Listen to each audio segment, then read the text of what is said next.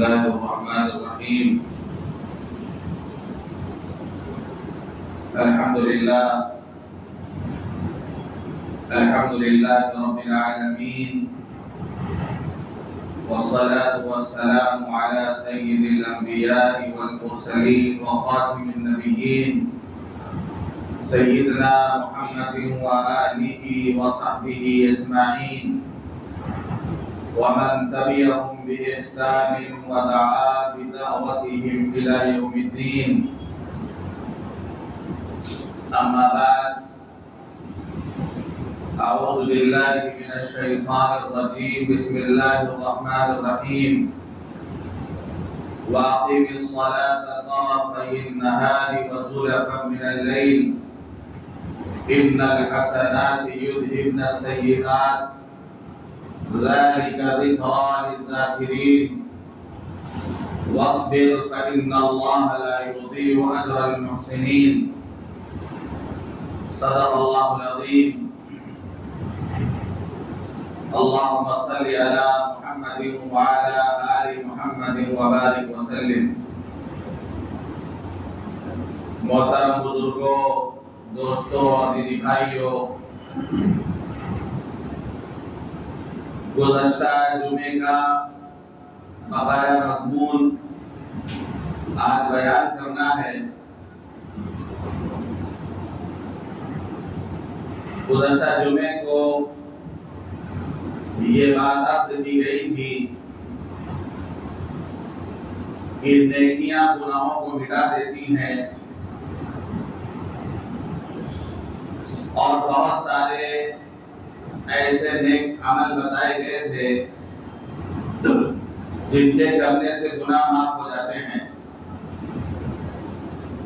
خاص طور پر اسلام کے 5 ارکان توحید یعنی ایمان، نماز، روزہ، زکوٰۃ، حج، اس اعمال رہ گئے تھے بتانے کے لیے کہ ان کے کرنے سے بھی گناہ معاف ہوتے ہیں.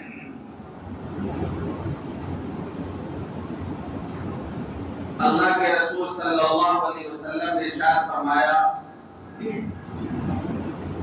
الا ادلکم علی ما یمحو اللہ بالخطایا ویرفع بالدرجات قالوا بلى يا رسول الله قالوا بلى يا رسول الله قال إسباغ الوضوء إلى المكاره وكثرة الخطى إلى المساجد وانتظار الصلاة بعد الصلاة.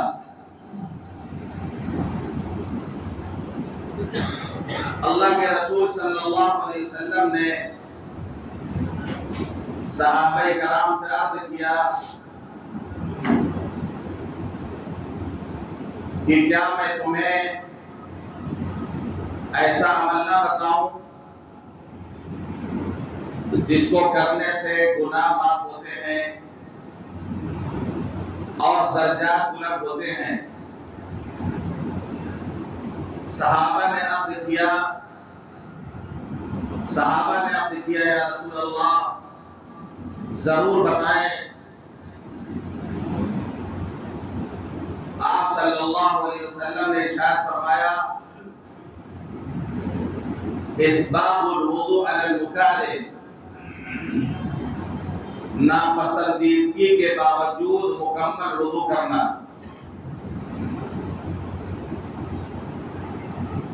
کبھی ایسا موقع ہوتا ہے کہ ٹھنڈ پڑ رہی اور آدمی ٹھنڈی میں جلدی وضو کرنا چاہتا ہے ٹھنڈ سے بچنے کے لیے. اسی طرح کبھی ایسا ہوتا ہے کہ آدمی کے پاس پانی کم ہوتا ہے اور پانی لانے کے لیے تھوڑا دور جانا پڑے گا تو آدمی کم پانی میں کام چلانا چاہتا ہے.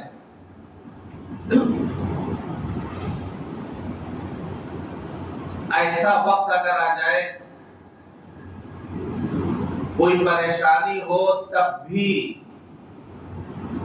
کامل وضو کرے، پورے اہتمام کے ساتھ، آداب کی رعایت کے ساتھ کامل وضو کرے۔ تو وضو کرنا ایسا عمل ہے، وضو کرنا ایسا عمل ہے جس سے گناہ معاف ہوتے ہیں۔ حضرت عثمان غنی رضی اللہ عنہ فرماتے ہیں کہ اللہ کے رسول صلی اللہ علیہ وسلم نے ارشاد فرمایا، من توضأ فأحسن الوضوء خرجت خطاياه من جسدي حتى تخرج من تحت أظفاري۔ جو شخص وضو کرے اور اچھی طرح وضو کرے تو اس کے گناہ اس کے جسم سے نکل جاتے ہیں، یہاں تک کہ ناخن کے نیچے سے بھی اس کے گناہ نکل جاتے ہیں، اس کے گناہ جھڑ جاتے ہیں۔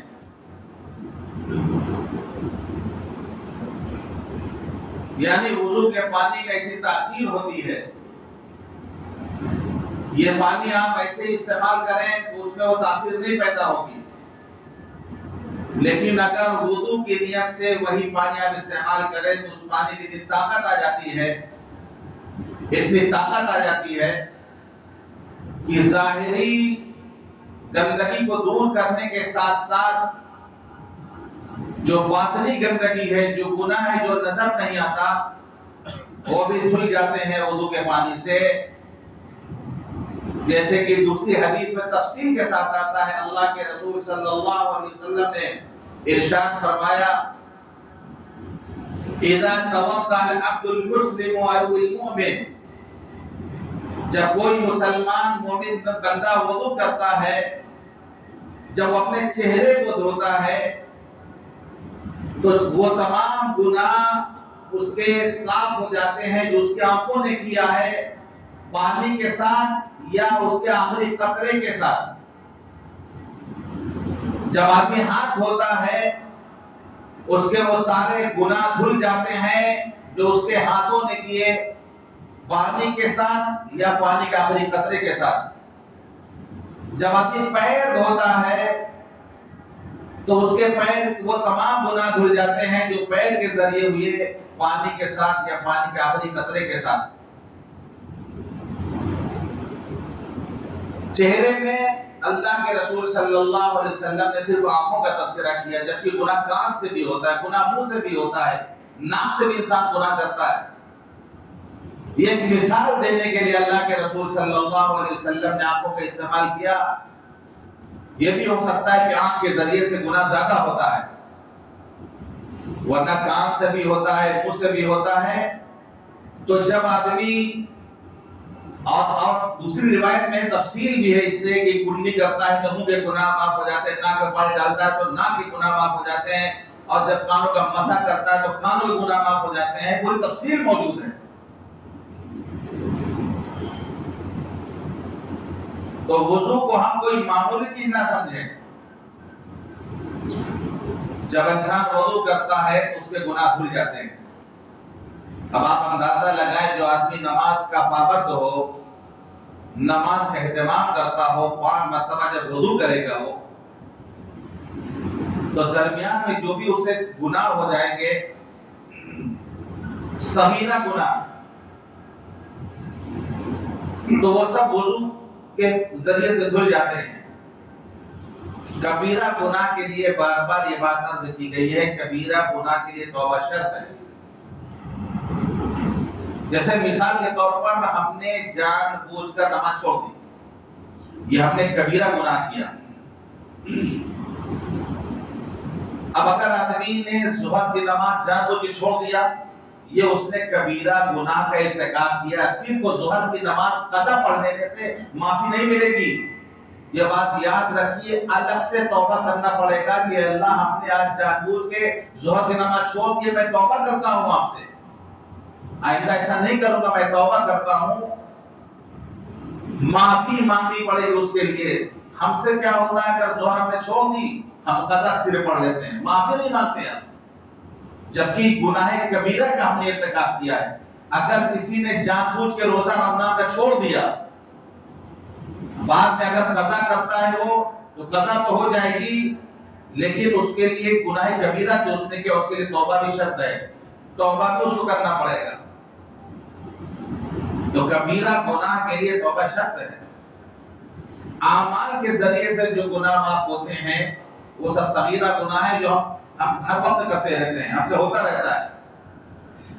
تو گناہ بھی ہوتا رہتا ہے، آدمی نیکی کرتا رہتا ہے تو دھلتے بھی رہتے ہیں، ختم بھی ہوتے رہتے ہیں.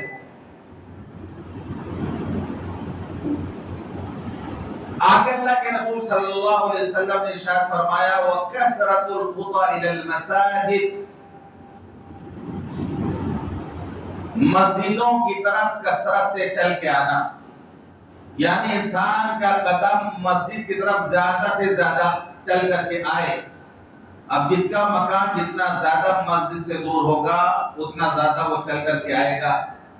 جس کا تعلق مسجد سے زیادہ ہوگا وہ زیادہ مسجد میں آئے گا، نماز میں بھی آئے گا، نماز کے درمیان میں بھی آئے گا، پہلے سے بھی آئے گا.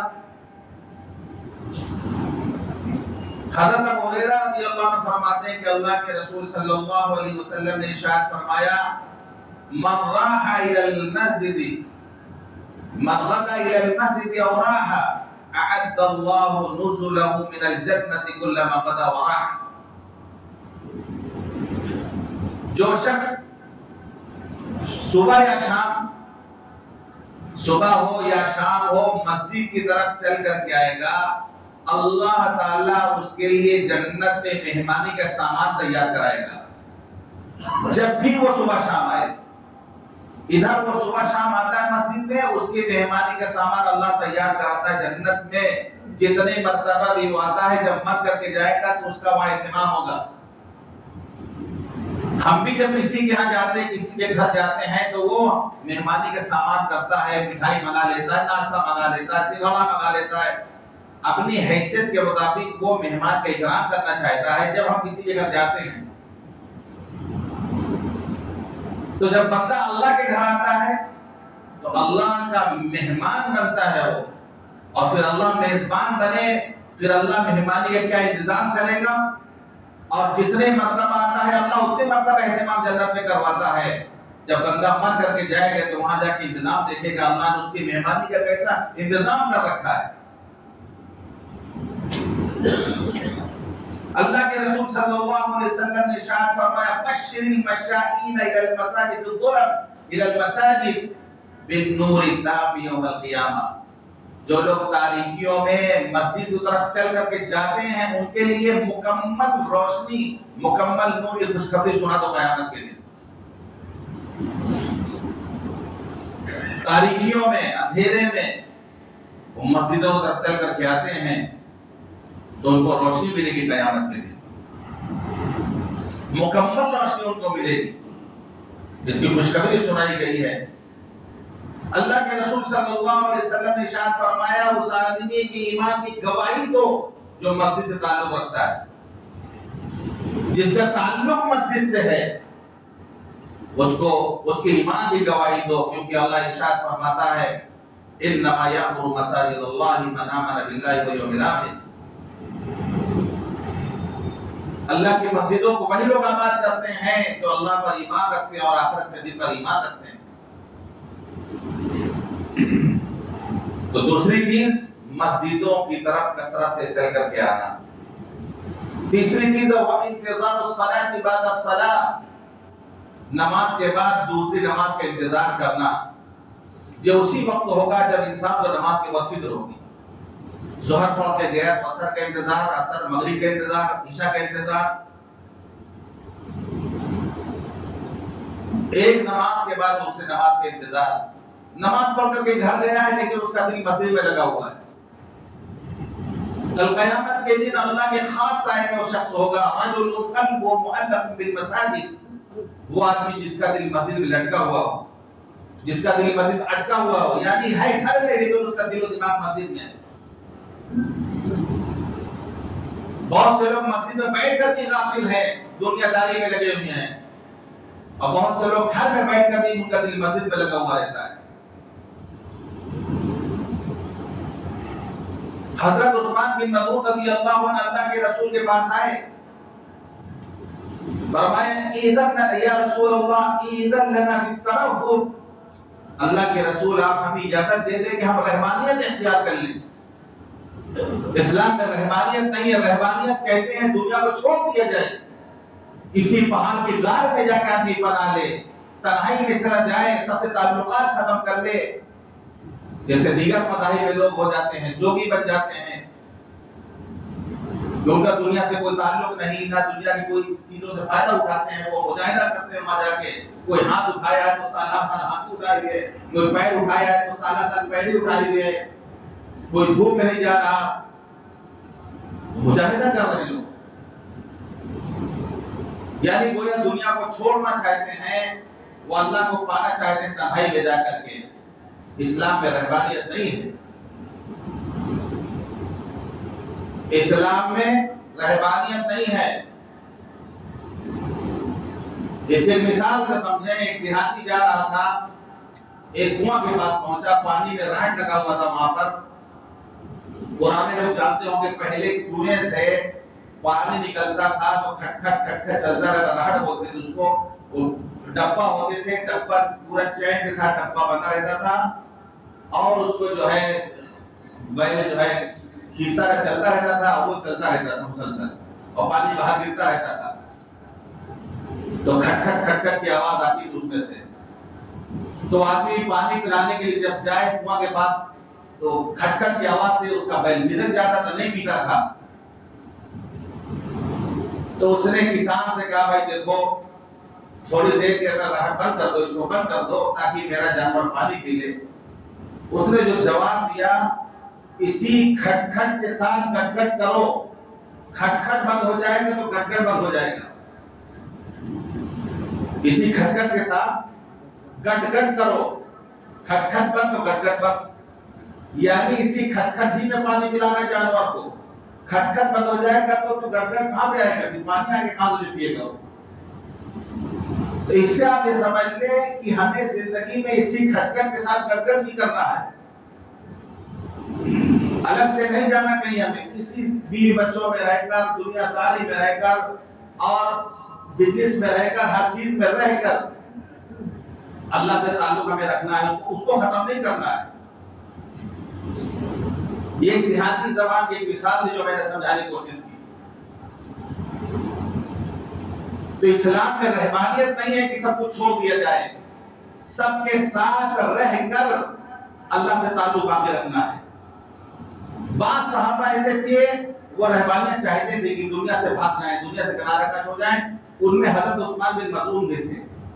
وہ چاہتے تھے کہ شادی بیاہ نہ کریں، الگ ایک دم الگ تھرک رہے ہم۔ اللہ کے رسول سے انہوں نے کہا اللہ کے رسول ہمیں آپ اجازت دے دیجئے کہ ہم ترحم رحمانی بن جائیں۔ اللہ کے رسول صلی اللہ علیہ وسلم نے ارشاد فرمایا ان ترحب امتی الجلوس فی المطاجر انتظام الصلاة، میری امت کی رہبانیت مسجد میں بیٹھنا ہے نماز کے انتظار میں۔ اس امت کی رہبانیت مسجد میں نماز کے انتظار میں بیٹھنا ہے۔ جب آدمی مسجد میں جا کے بیٹھ جاتا ہے تو گویا وہ دنیا سے کٹ چکا ہے اور اللہ سے اس کا رشتہ مضبوط ہو چکا ہے۔ جتنی دیر وہ نماز کے انتظار میں مسجد میں بیٹھا رہے گا، یہ رہبانیت ہے، یہی ہے دنیا سے کنارہ کشی اسلام مذہب میں، کہ ہم مسجد میں آئیں تو دنیا سے ہمارا تعلق کٹ جائے۔ اس وقت مسجد سے باہر جائیں گے پھر دنیا داری ہمارے ساتھ لگی ہوئی ہے۔ جب اس امت کی رہبانیت مسجد میں بیٹھنا ہے نماز کے انتظار میں، تو یہ تین عمل اللہ کے رسول نے ایک حدیث میں بتائے جس سے گناہ معاف ہوتے ہیں، درجات بلند ہوتے ہیں۔ چوتھا عمل ہے اللہ کا ذکر، کوئی اللہ کا ذکر کرتا ہے تو اس کے گناہ معاف ہوتے ہیں۔ حضرت انس رضی اللہ عنہ فرماتے ہیں کہ ایک مرتبہ اللہ کے رسول صلی اللہ علیہ وسلم تشریف لے گئے، ایک درخت تھا سوکھ چکا تھا، جس کے پتے سوکھ چکے تھے، آپ نے اپنے عصا مبارک سے اس کو مارا تو اس کے سوکھے پتے گرنے لگے۔ آپ نے ارشاد فرمایا جو آدمی سبحان اللہ والحمدللہ ولا الہ الا اللہ واللہ اکبر اس کو کہے، اس کے گناہ اسی طرح جھڑ جاتے ہیں جس طرح پتے سے درخت سے پتے جھڑ رہے ہیں۔ کبھی کبھی اللہ کے رسول مثال سمجھانے کے لیے عملی طور پہ کر کے دکھاتے تھے، بات سمجھانے کے لیے نمونہ سامنے دکھاتے تھے کہ دیکھو جس طرح درخت سے پتا جھڑ رہا اسی طرح کوئی کلمات جو کہتا ہے اس کے گناہ بھی اسی طرح جھڑتے ہیں۔ حضرت ابو ہریرہ رضی اللہ عنہ فرماتے ہیں کہ اللہ کے رسول صلی اللہ علیہ وسلم نے ارشاد فرمایا من قال سبحان اللہ وبحمده في يوم 100 مرة خطت خطاياه وإن كان مثل زبد البحر، جو آدمی روزانہ 100 مرتبہ سبحان اللہ وبحمده کہے، بہت چھوٹا سا کلمہ ہے سبحان اللہ وبحمده، جو شخص روزانہ 100 مرتبہ سبحان اللہ وبحمده کہے اس کے گناہ معاف ہو جاتے ہیں، چاہے سمندر کے جھاگ کے برابر کیوں نہ ہو۔ سمندر کنارے آپ جائیں دیکھیں بڑا بڑا جھاگ اور کچرا پڑا ہوا ہے، سمندر کے جھاگ کے برابر بھی اس کے گناہ ہو تو اللہ اس کو معاف کر دے گا۔ کتنا آسان ہے، ایک تسبیح پڑھ سکتے ہیں روزانہ سبحان اللہ وبحمدہ، سبحان اللہ وبحمدہ 5 سے 7 منٹ سے زیادہ نہیں لگے گا اگر ہم کرنا چاہیں تو۔ تو اللہ کا ذکر ہے جس سے گناہ معاف ہوتے ہیں۔ اسی طریقے سے درود شریف ہے، درود شریف ہے اس کے ذریعے سے بھی گناہ معاف ہوتے ہیں۔ اللہ کے رسول صلی اللہ علیہ وسلم نے ارشاد فرمایا من صلی علی صلاۃ واحدہ، جو مجھ پر ایک مرتبہ درود پڑھتا ہے اللہ اس پر 10 رحمتیں نازل فرماتا ہے، اس کے 10 گناہ معاف ہوتے ہیں، اس کے 10 درجے بلند کیے جاتے ہیں۔ ہم ایک مرتبہ کہیں گے اللہ کی طرف سے 10 مہربانی 10 عنایتیں ہیں ہماری۔ تو جمعہ کا دن خاص ہے، روزانہ درود شریف پڑھنا چاہیے لیکن جمعہ کے دن اہتمام کے ساتھ درود شریف پڑھنا چاہیے۔ کم سے کم ایک تسبیح تو درود شریف کے جمعہ کے دن پڑھیں، عصر سے مغرب کے بیچ پڑھنے ہیں، جمعہ کے بعد پڑھنے ہیں۔ ایک مرتبہ ہم درود پڑھیں گے، ایک مرتبہ تو اللہ 10 رحمتیں نازل فرمائے گا، 10 گناہ ہمارے معاف ہوں گے، 10 درجے ہمارے بلند ہوں گے۔ اب ایک تسبیح ہم نے پڑھا، اگر ہمارے پاس زیادہ وقت نہیں ہے، کم وقت ہے، آپ چھوٹا سا کوئی درود پڑھ لیں۔ اول آخری دانے پر درود ابراہیمی پڑھ لیں، آپ اول میں درود ابراہیمی پڑھ لیں، پھر کوئی چھوٹا سا درود صلی اللہ علیہ وسلم پڑھ لیں، آپ پھر آخری والے دانے میں درود ابراہیمی پڑھ لیں۔ آپ کو کم وقت میں یہ نسخہ میں بتا دیں، کم وقت میں آپ پڑھ سکتے ہیں۔ نہ کرنے سے اچھا کریے، آدمی سوچتا ہے درود شریف ابراہیمی پڑھیں گے 100 دانہ تو 1 گھنٹہ لگے، آدھا گھنٹہ لگے گا، نہیں کرنا چاہتا آدمی۔ پہلے دانے پر آپ درود ابراہیمی پڑھ لیں، باقی 98 دانہ پر آپ جو ہے صلی اللہ علیہ وسلم پڑھیں، آخری دانے پر پھر آپ درود ابراہیمی پڑھ لیں۔ درود شریف کا اہتمام ہونا چاہیے، یہاں تک کہ حضرت ابی بن کعب رضی اللہ عنہ نے اللہ کے رسول صلی اللہ علیہ وسلم سے پوچھا اللہ کے رسول جب ہم دعا کریں تو آپ پر درود پڑھنے کے لیے کتنا حصہ ہم اس میں سے نکالیں؟ 1/4 حصہ، یعنی 3 حصہ ہم دعا کریں، 1 حصہ آپ کے لیے درود پڑھیں۔ اللہ کے رسول نے فرمایا ہاں ٹھیک ہے لیکن اور بڑھا سکتے ہو تو بڑھا دو۔ تو آدھا اللہ کے رسول آدھا، یعنی آدھی دعا کریں گے آدھے میں درود پڑھیں گے۔ اللہ کے رسول فرمایا بہتر ہے لیکن تھوڑا اور بڑھا دو۔ اگر بولو کہ اللہ کے رسول 2/3، یعنی 2/3 میں درود پڑھیں گے، ایک حصے میں ہم جو ہے دعا مانگ لیں گے۔ اللہ کے رسول صلی اللہ علیہ وسلم نے فرمایا ٹھیک ہے لیکن اور بڑھا لو۔ تو بولو کہ اللہ کے رسول پوری دعا میں ہم درود ہی پڑھیں گے آپ پر۔ آپ نے فرمایا اگر تم نے ایسا کر لیا، اگر تم نے ایسا کر لیا تو اللہ تمہاری ضرورتوں کا کفیل بن جائے گا، اللہ تمہارے گناہوں کو معاف کر دے گا۔ یہ ہے درود شریف۔ جیسے کہ حدیث پاک میں آتا ہے اگر کوئی قرآن کی تلاوت میں لگا رہے اور اس کے علاوہ دعا نہ مانگ پائے وہ، تو اللہ تعالیٰ اس کو وہ تمام چیزیں عطا فرماتے ہیں جو اس کی ضرورت کی چیزیں ہیں۔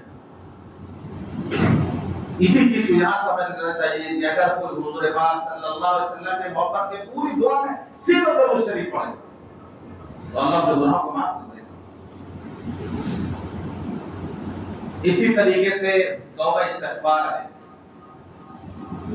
توبہ تو ایسی چیز ہے کہ اس سے صغیرہ کبیرہ سارے گناہ معاف ہو جاتے ہیں. اللہ کے رسول صلی اللہ علیہ وسلم نے ارشاد فرمایا کل بنی آدم خطاء وخیر الخطائین التوابون. آدم کے بیٹے گنہگار ہیں، سب کے سب گنہگار ہیں. کون ایسا ہے جو دعویٰ کرے کہ ہم سے گناہ نہیں ہوتا؟ سب سے گناہ ہوتا ہے. گناہ سب کرتے ہیں، کوئی دعویٰ نہیں کر سکتا ہے. اللہ کے رسول آدم کے اولاد سے گناہ ہوتا ہے، سب گنہگار ہیں، لیکن بہترین گنہگار وہ ہیں جو توبہ کر لیتے ہیں. خیر الخطائین التوابون، بہترین گنہگار وہ ہیں جو توبہ کر لیتے ہیں. اور توبہ کا فائدہ بتایا کہ حدیث میں التائب من الذنب کمن لا ذنب له. گناہ کے بعد توبہ کرنے والا ایسا ہے جیسے اس نے گناہ کیا ہی نہیں. کیونکہ توبہ سے اس کے گناہ معاف ہو گئے تو گویا اس نے گناہ کیا ہی نہیں. اللہ تعالیٰ ارشاد فرماتا ہے الا من تاب وآمن وعمل عملا صالحا فاولئک یبدل اللہ سیئات حسنات وکان اللہ غفورا رحیما ومن تاب وعمل صالحا فانه یتوب الی اللہ متابا. جنہوں نے توبہ کی، ایمان لائے، اچھا عمل کیے، یہ وہ لوگ ہیں جن کے گناہوں کو اللہ نیکیوں سے بدل دیں گے. جس نے توبہ کیا اور اچھا عمل کیا وہ حقیقی طور پہ اللہ کی طرف متوجہ ہوا، اس نے رجوع کیا اللہ کی طرف. یعنی توبہ کے بعد نیک عمل بھی کرنا ہے، اور نیک عمل کریں گے تو ہمارے گناہ معاف ہوں گے. ایک عمل اور ہے جو شاید ہم لوگ نہیں کرتے، اس کو محلے میں ایک ہی دو لوگ کرتے ہیں. اس کام کو ایک ہی دو لوگ کرتے ہیں. میت کو غسل دینا. باپ بھی مر جاتا تو بیٹا نہلانا نہیں چاہتا، بھائی مر جاتا بھائی نہلانا نہیں چاہتا، نہلانے والے کو بلایا جاتا ہے. جبکہ اگر کوئی نہلانے والے کو بلائے تب بھی اس کو شریک ہونا چاہیے کم سے کم. باپ جو ڈرپوک کا چادر گندہ نہیں جانے طرف سے. اتنے ڈرپوک ہوتے ہیں، باپ مر گیا بیٹا اتنا ڈرپوک ہے کہ جو پردہ ڈال دیا نہلانے کے لیے وہاں اندر جا کے ڈرتا ہے، اس کے اندر نہیں جائے گا.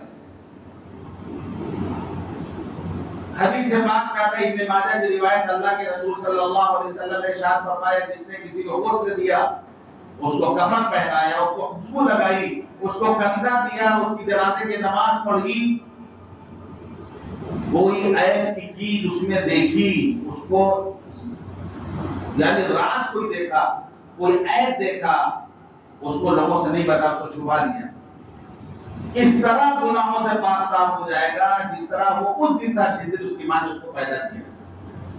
بچہ جب پیدا ہوتا ہے تو گناہوں بالکل پاک صاف پیدا ہوتا ہے.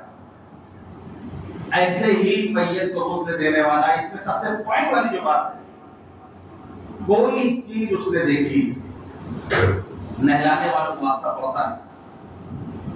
کبھی کبھی ایسا ہوتا ہے کہ انسان کی شکل بدل جاتی ہے. مرنے کے بعد برزخی عالم شروع ہو جاتا ہے.